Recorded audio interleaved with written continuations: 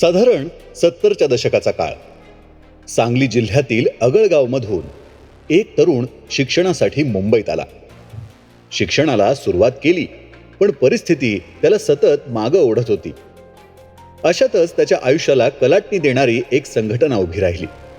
नामदेव ढसाळ, राजा ढाले यांच्यासारख्या चळवळीतील कार्यकर्त्यांनी एकत्रित येत मुंबईत भारतीय दलित पॅन्थर या लढाऊ संघटनेची स्थापना केली होती.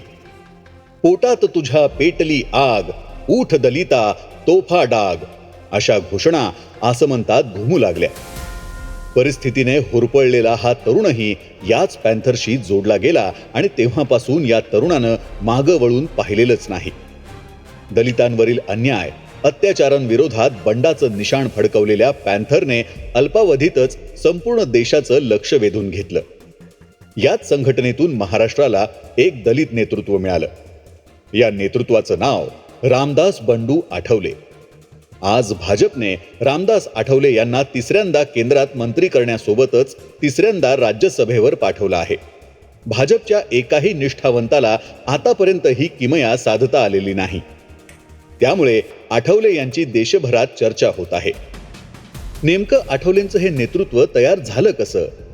त्यांच्या मागे किती ताकद उभी आहे?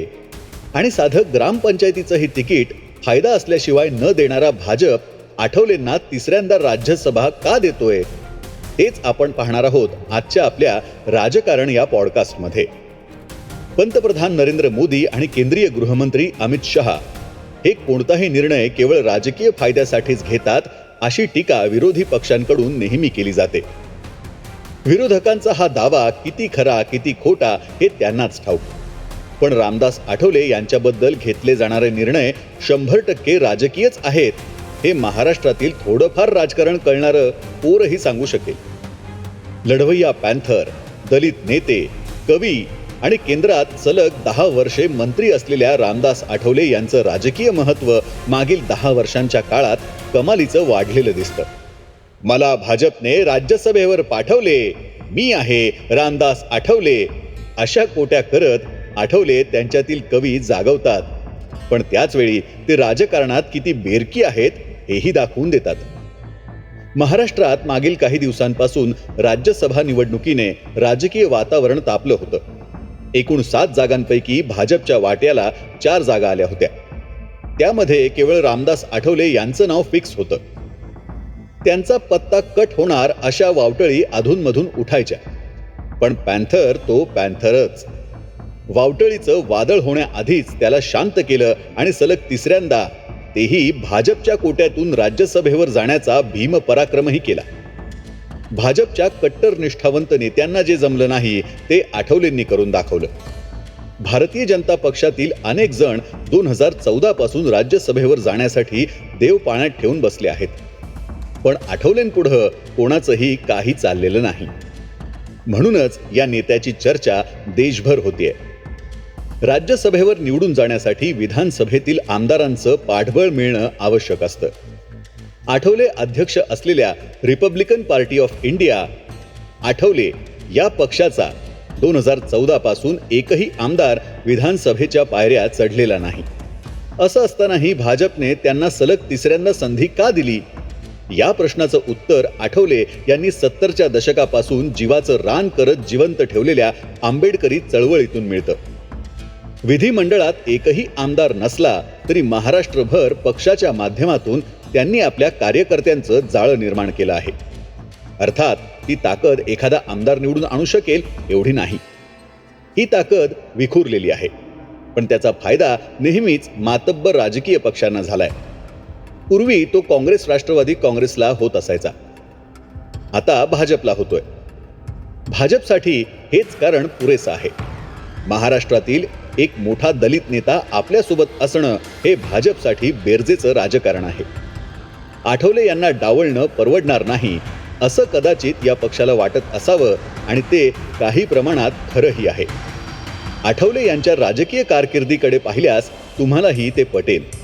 भारतरत्न डॉक्टर बाबासाहेब आंबेडकर यांनी दिलेल्या समता, बंधुता आणि सामाजिक न्यायाच्या मूल्यांवर चालत वंचित, शोषित आणि दुर्बल घटकांच्या हक्कांसाठी झटणारा नेता म्हणून त्यांच्याकडे पाहिलं जातं. ते मूळचे सांगली जिल्ह्यातील अगळगावचे. 1959 मध्ये ख्रिसमसच्या दिवशी बौद्ध कुटुंबात त्यांचा जन्म झाला. घरची परिस्थिती बेताची. शालेय शिक्षण गावातच घेतल्यानंतर ते पुढील शिक्षणासाठी मुंबईत आले आणि इथेच त्यांच्या आयुष्याला कलाटणी मिळाली. 70च्या दशकात नामदेव ढसाळ, राजा ढाले यांच्यासारख्या चळवळीतील कार्यकर्त्यांनी एकत्रित येत मुंबईत भारतीय दलित पॅन्थर या लढाऊ संघटनेची स्थापना केली. पोटात तुझ्या पेटली आग, उठ दलिता तोफा डाग, अशा घोषणा असं म्हणतात घुमू लागल्या. परिस्थितीने होरपळलेले आठवलेही पुढे पॅन्थरशी जोडले गेले आणि परत मागे वळून त्यांनी पाहिलं नाही. दलितांवरील अन्याय अत्याचारांविरोधात बंडाचं निशाण फडकवलेल्या पॅन्थरने अल्पावधीतच संपूर्ण देशाचं लक्ष वेधून घेतलं. याच संघटनेतून महाराष्ट्राला आठवले यांच्या रूपाने एक दलित नेतृत्व मिळालं. पॅन्थर संघटनेचं काम करताना आणि पुढे मराठवाडा विद्यापीठ नामांतर आंदोलनात आठवलेंनी संपूर्ण महाराष्ट्र पालथा घातल्याचं चळवळीतील कार्यकर्ते सांगतात. पुढे पॅन्थरमध्ये फूट पडली, पण त्यांचा विद्रोही बाणा अधिकच टोकदार होत गेला. तिथून वेगळं झाल्यानंतर त्यांनी रिपब्लिकन पार्टी ऑफ इंडियाचं काम सुरू केलं. इथूनच खऱ्या अर्थाने त्यांच्या राजकीय वाटचालीला सुरुवात झाली. त्यांच्यातला लढवय्या नेता त्या काळच्या काँग्रेसमधील मातब्बर नेत्यांनी अचूक हेरला. 1990 मध्ये झालेल्या विधानसभा निवडणुकीत आठवलेंनी काँग्रेसला पाठिंबा दिला. मागील निवडणुकीच्या तुलनेत अधिक जागा मिळवत काँग्रेसने घवघवीत यश मिळवलं. दलित मतं मोठ्या प्रमाणात काँग्रेसकडे वळवण्यात आठवलेंचा मोठा वाटा होता असं सांगितलं जातं. तत्कालीन मुख्यमंत्री शरद पवार यांनी आठवलेंना मंत्रिमंडळात घेतलं. 1990 ते 1995 या काळात त्यांनी राज्याचे समाज कल्याण मंत्री पदाची शपथ घेतली. त्यांचे हे सत्तेतील पहिले पद. पुढे आठवले यांनी महाराष्ट्राच्या राजकारणात आपलं स्थान अत्यंत भक्कम केलं. ते कुणालाही डळमळीत करता आलेलं नाही. राज्यात पॅन्थरसह RPIचे अनेक गट तट निर्माण झाले. त्यांच्या ऐक्याचे प्रयत्न झाले. 90च्या दशकाच्या अखेरीस काही प्रमाणात यशही आलं, पण पुढे ते टिकलं नाही. आठवलेंची संसदीय कारकीर्दही याच काळात बहरली. 1998 मध्ये पहिल्यांदाच ते दिल्लीत दाखल झाले. धारावी, दादर, दक्षिण मध्य मुंबई लोकसभा मतदारसंघातून विजय मिळवत ते लोकसभेत पोहोचले. पुढे 1999 आणि 2004 मध्ये पंढरपूर लोकसभा मतदारसंघातून ते सलग दोनदा निवडून आले. मतदारसंघांची पुनर्रचना झाल्यानंतर त्यांना 2009ची निवडणूक शिर्डी मतदारसंघातून लढावी लागली. या निवडणुकीत त्यांना पराभवाची चव चाखावी लागली. विशेष म्हणजे या निवडणुकांमध्ये काँग्रेस राष्ट्रवादी काँग्रेसच्या आघाडीसोबत असूनही त्यांनी या पक्षांच्या चिन्हावर निवडणूक न लढवता आपला स्वतंत्र बाणा दाखवून दिला होता. पराभवानंतर मात्र काही काळ आठवले सत्तेपासून दूर राहिले. तसेही लोकसभेत 3दा निवडून येऊनही त्यांना मंत्रिपद मिळालं नव्हतं. 2014 मध्ये राजकीय वारं पाहून त्यांनी पारडं बदलत भाजपच्या नेतृत्वाखालील राष्ट्रीय लोकशाही आघाडी म्हणजेच NDA सोबत जाण्याचा सर्वात मोठा निर्णय घेतला. हा निर्णय त्यांच्यासाठी जणू मैलाचा दगड ठरला. या निर्णयावरून त्यांच्यावर बरीच टीका झाली. आंबेडकरी विचारांशी त्यांनी फारकत घेतली असंही म्हटलं गेलं, पण आठवले डगमगले नाहीत. त्यांनी दलित चळवळीतील कार्यकर्ते नेत्यांना आपली भूमिका पटवून देण्याचा प्रयत्न केला. तो ते आजही करतायत. सत्तेसोबत राहून दलित समाजासाठी अधिक चांगलं काम करता येऊ शकतं ही त्यांची भूमिका. त्यांची दिशा ठरलेली होती. सत्तेच्या जवळ असल्याशिवाय समाजहित साधता येणार नाही असं त्यांना वाटतं. राज्यात समाज कल्याण खात्याचं मंत्रिपद भूषवलेले असल्याने त्यांचे असे मत बनलेले असावे.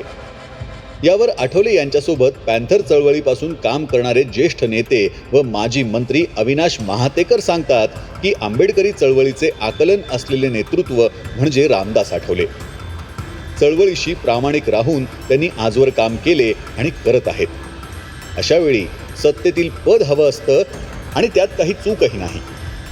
सत्तेत राहून समाजासाठी अनेक निर्णय घेता येतात. ते त्यांनी करून दाखवलं आहे. आजची नवी पिढी हे जाणते. आठवलेंचे नेतृत्व सर्वसमावेशक आहे. प्रत्येकाला आपलंसं करण्याचा त्यांचा स्वभाव लोकांना आवडतो. देशातील दलितांचा संसदेतील प्रतिनिधी कोण असं विचारलं असता रामदास आठवले यांचं नाव घेतलं जातं असे महातेकर यांचं म्हणणं आहे. NDA सोबत गेल्यानंतर आठवलेंना 2014, 2020 आणि आता 2026 मध्ये राज्यसभेत जाता आलं.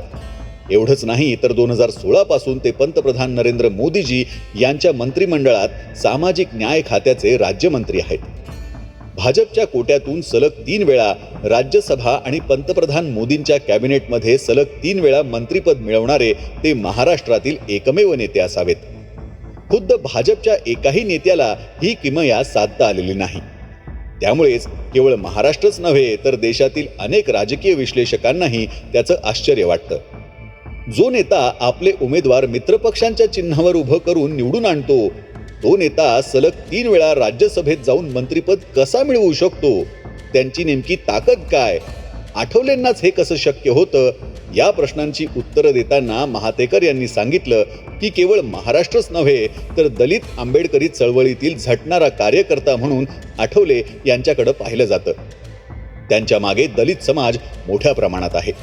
महाराष्ट्र पिंजून काढत असताना आठवले यांनी आपलं नेतृत्व सिद्ध केलं आहे. पक्षाची पाळमुळं खोलवर रुजवली आहेत. गावागावात पक्ष पोहोचवला आहे. देशातील अनेक प्रांतांमध्ये दलित समूहाचे लोक आठवले यांच्या पाठीशी आहेत.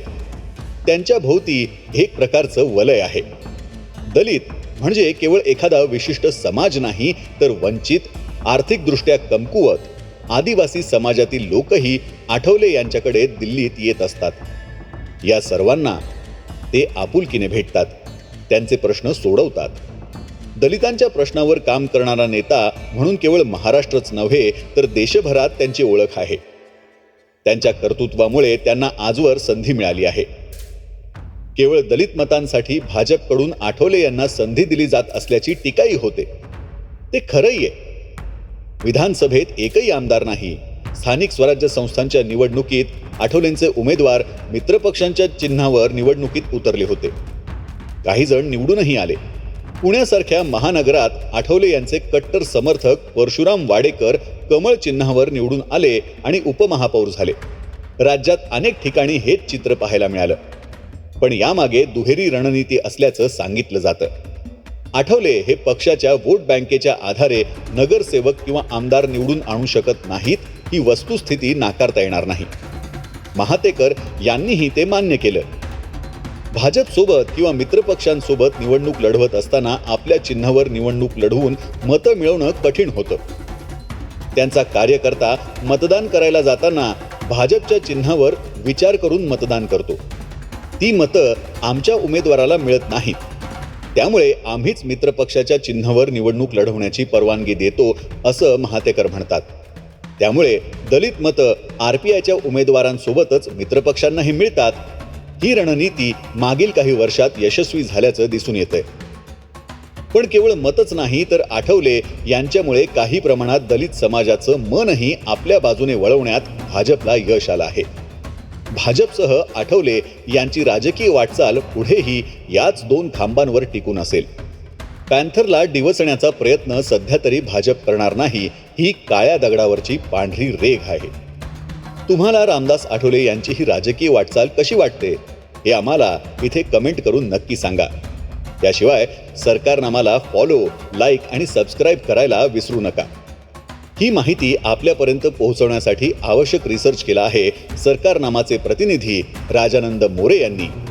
आणि मी आहे श्रेयस अक्कलकोटकर.